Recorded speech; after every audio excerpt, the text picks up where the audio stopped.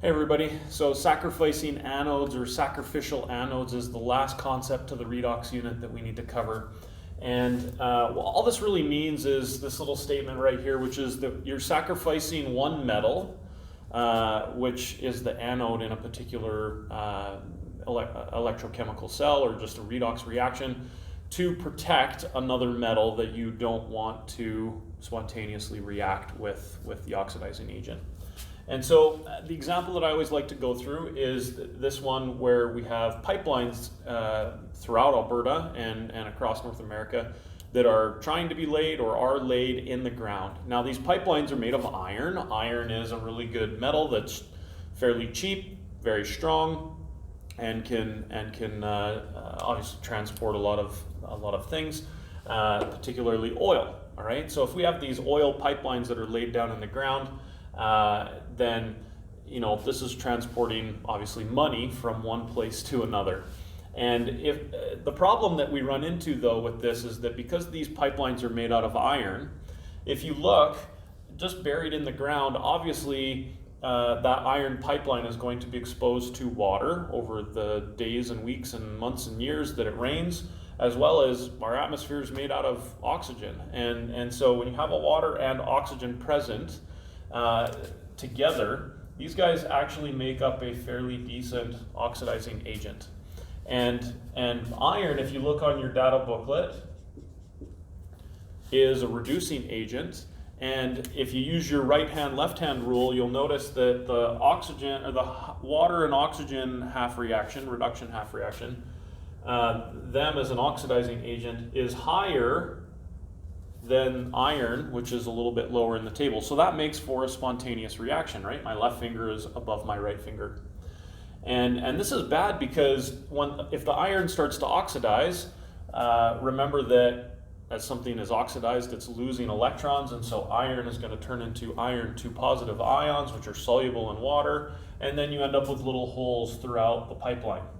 And holes in the pipeline is a bad thing because then your money starts seeping into the ground, and that's not good for business. And so how do they solve this problem? Well, what they do is, you can see I've drawn this in already on this pipeline.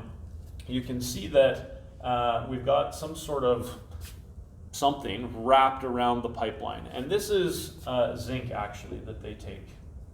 Now, if you look again in your data booklet on the reduction half reaction table, and you find zinc as a reducing agent, you'll notice that zinc is lower on the chart than iron is, which means that if zinc is presented here to this species listed, iron is no longer the strongest reducing agent, and so therefore that reaction won't occur. Instead, what the water and the oxygen will do is it will prefer to react with zinc. And so the zinc will be oxidized, leaving the pipe untouched. And so they need to rewrap these pipelines every so often and replace the zinc that has been oxidized so that eventually the zinc doesn't all go away and then it starts oxidizing the pipeline. So they dig these pipelines up periodically, rewrap them with some zinc wire, and then bury them again, and it protects their pipeline, and it's a lot cheaper than just having to replace the entire pipeline every so often because the pipeline itself is being oxidized. So if you take a look over here at what I've done on the other side, you can see the two half reactions that I've written down and the full redox reaction that occurs. And obviously you can see that iron is not part of that chemical reaction, and so it's protected. In other words, what we're doing is we're sacrificing zinc in order to protect the iron. And so this is the concept of sacrificial anodes.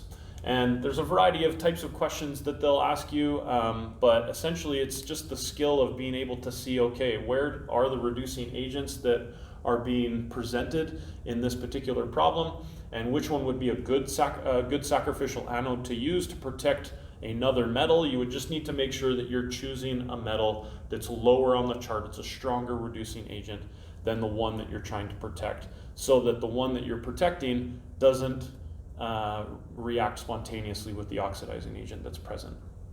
And that's it for this concept, guys.